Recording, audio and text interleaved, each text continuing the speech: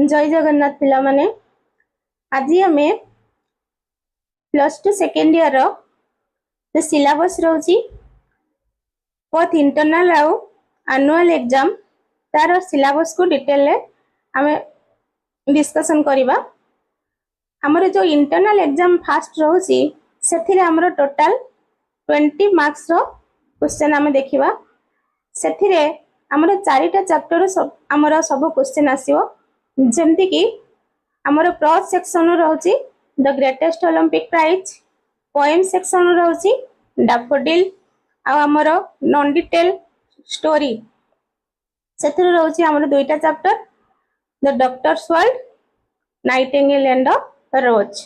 ए चारिटा चैप्टर हमर क्वेश्चन आसीबो इंटरनल एग्जाम रे टोटल 20 मार्क्स रो। ठीक अछि, जो क्वेश्चन हमर इंटरनल एग्जाम रे आसीबो से क्वेश्चन गुडी को हमर एनुअल एग्जाम रे आसीबो नाही। तेणु हमर जो क्वेश्चन गुडा को इंटरनल एग्जाम रे पढिबार अछि ताकू मध्ये हमको ठीक भाबरे रे पढिबा को पडिबो, काहे ना एटा इंटरनल एग्जाम हेले मध्ये तार जो मार्क हमें सिक्योर करिबा सेटा हमर एनुअल एग्जाम रे ऐड होबो। काहे ना हमर एनुअल एग्जाम टोटल 100 मार्क गोटे होची 20 मार्क्स हमर इंटरनल पाई आ गोटे होची 80 मार्क्स होची एनुअल एग्जाम पाई। बोथ एग्जाम होची इंपोर्टेंट आ सब जाको मार्क मिसी की परसेंटेज हिसाब है कि फाइनल रिजल्ट आसीबो। तेणु आमे जो एग्जाम भी हो कौन से एग्जाम को आमे ढिला भाव रे नहीं परिवानी, सब को हमको सीरियसली पढ़िया को पड़िबो, ठीक भाव रे प्रिपरेशन करबा को पड़िबो। फर्स्ट जो हमर रहिला जो इंटरनल एग्जाम रो जो चैप्टर गुडी को रहिला ताको हमें एनुअल एग्जाम रे पढ़िबानी। एनुअल एग्जाम रो हमर जो सिलेबस रहउची ताको हमें देखिबा। सेतिरे कोन रहउची हमें जदी फर्स्ट इनविटेशन 1 रो जो प्रोज सेक्शन को जदी हमें देखिबा सेतिरे कोन रहउची फर्स्ट होची ओन एग्जामिनेशन, सेकंड होची the portrait of a lady, second third होची magic of team work, four होची डेवलपमेंट ऑफ पोलियो वैक्सीन। ए चारिटा चैप्टर हमरो इनविटेशन 1 रो प्रोज सेक्शन नु आसीबो।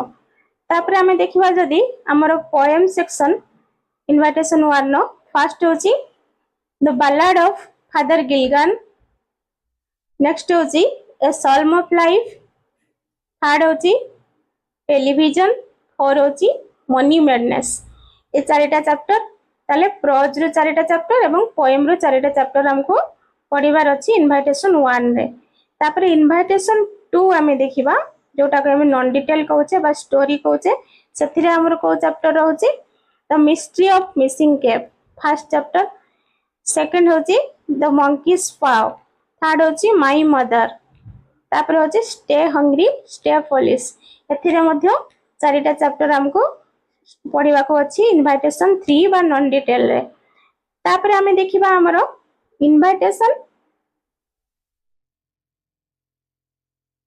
3 एटा जो हमरो रहउची यूनिट 3 एटा किंतु इनविटेशन हमरो जो स्टोरी रहउची स्टोरीटा होची इनविटेशन 2 किंतु ताको यूनिट 3 एथि पई को आसी काना हमर यूनिट 1 होची प्रोज सेक्शन, यूनिट 2 होची हमर पोएट्री सेक्शन, यूनिट 3 होची हमर स्टोरी सेक्शन, तापर यूनिट 4 होची हमर राइटिंग स्किल सेक्शन जोटा कि इनविटेशन 3 रे हमें पढि थाउ।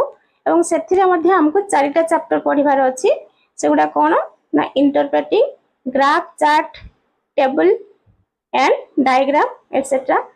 तापरे कोन reporting event and business matters, तापरे होची एक्सटेंडेड राइटिंग डायग्राम, फोर होची नोट मेकिंग। ए चारिटा चैप्टर हमको पढिबार अछि इनविटेशन 3 रे बा हमरो यूनिट 4 रे। ठीक अछि, तापरे हमें यूनिट 5th इनविटेशन 4 बा हमरो जो इंग्लिश बुक रो लास्ट बुक ग्रामर बुक रे हमरो कोन पढिबार अछि ए सब चैप्टर हमको पढिबार अछि जेमति कि फर्स्ट होची टेंस, तापर होची फ्रेजल वर्ब, तापर होची कंडीशनल क्लॉज, तापर होची मॉडल ऑक्सिलरी वर्ब, नेक्स्ट होची voice change, then direct and indirect speech, then interrogative, last होची common errors. तो एतिकी हमको ग्रामर सेक्शन ने पढ़ा को पड़ो ठीक अच्छे यहाँ है तुम टोटाल सिलेबस ए सिलेबस को तुम ठीक भाव थोरली ताको देखिबो एवं सही अनुसार प्रिपरेशन करिवो से अनुसार पढ़ा पढ़ी करिवो जति कि वर्तमान जेहेतु इंटरनल एग्जाम हमको प्रिपेयर करिवार अछि तेनु ए वीडियोटी स्पेशली मु +2 सेकेंड ईयर रो जो माने एग्जाम देबा पई चाउचंती ए वर्ष 2026 रे सेमान को पई मु बनेछि तेनु वर्तमान तुमे इंटरनल एग्जाम पई प्रस्तुति हो एवं इंटरनल एग्जाम रो जो सिलेबस अछि ताकू थोरली मन रख एवं मात्र तो 4टा चैप्टर से हमें केमती कौन क्वेश्चन आसीबो को पैटर्न रो क्वेश्चन पड़िबो सेटा को मध्ये हमें जानिबा आई होप समस्त बुझी गलो जदि किछि डाउट थाए ताले मते कमेंट सेक्शन में पचारि पारो आज रे डिस्कशन को एट रखिबा thank you all for the patience in next video I will discuss the question pattern both for the internal and CHSE exam. So stay tuned and like, share and subscribe. If any doubt, text me in the comment section. Okay. Thank you all.